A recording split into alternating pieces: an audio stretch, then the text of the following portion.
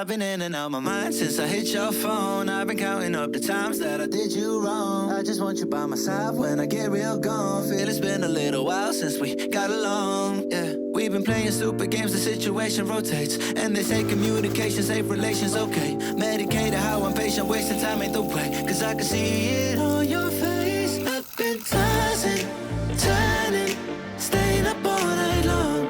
I've been calling, yearning, wondering what I did wrong. I could tell by your eyes you got something to hide. So open your mind up, let me inside, let's make it right. Tell me, baby, what's the problem?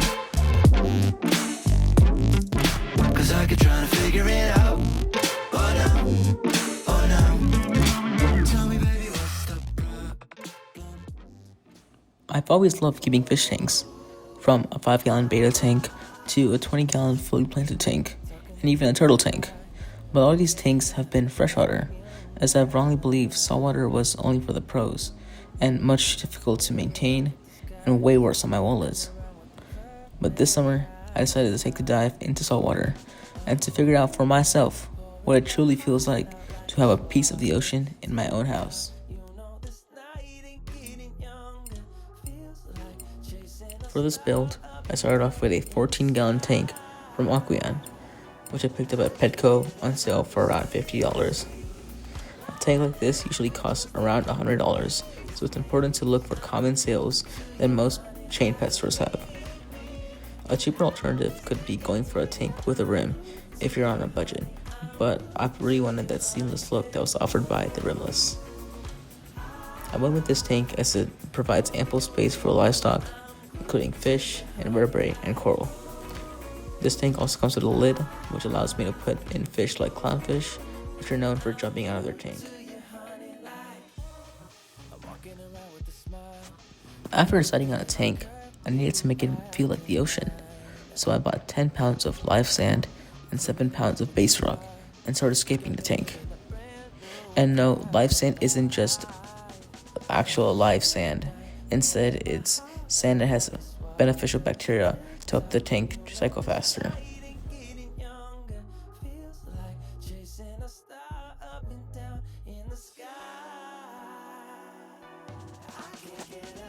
Designing the rockscape took much longer than I expected, and after trying to build it in the tank first, I realized the smarter plan would be to build it outside the tank and then to move it in. To keep the rocks holding onto each other, I used an Instant Ocean epoxy stick, which is basically fish tank safe clay that holds the rocks together.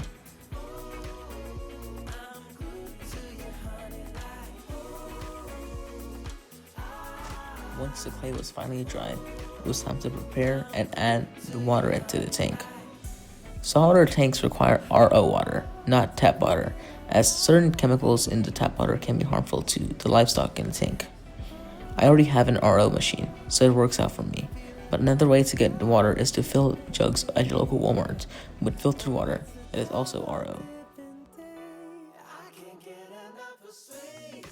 Next, I have to mix the water with salt, and this can be a little bit of a trial and error process. First, look at the instructions given on the back of the salt pack. It should tell you how much ocean salt you need to add to what amount of water. Next, add the salt in, and after adding in the right amount of salt, check the salinity of the water using a refractometer. This tool is called a refractometer. It's used to check the salinity of the water. To first use it, you need to calibrate it, which is done by taking off the black cap on the top and using the small screwdriver that's given to turn the screw. First, you'd want to place RO water, so this will be water that's not been salted yet, on the slide.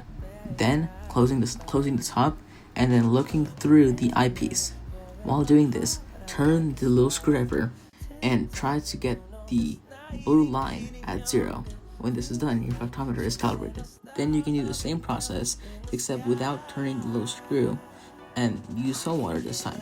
This will help you check what level your salt is at in the water. You'll want a PPT, or parts per thousand, of around 30 to 35, and you'd want your specific gravity to be around 1.026. Now that your water is ready, you can start adding it. When pouring your water in, try to pour it onto a rock or another hard surface to disturb the sand as little as possible. Once added into the tank, the water will look cloudy, and this is perfectly normal as the tank needs to cycle and the sand needs to settle. To kickstart this process, you should start the filter. And I also recommend placing in the heater and wave maker at this time.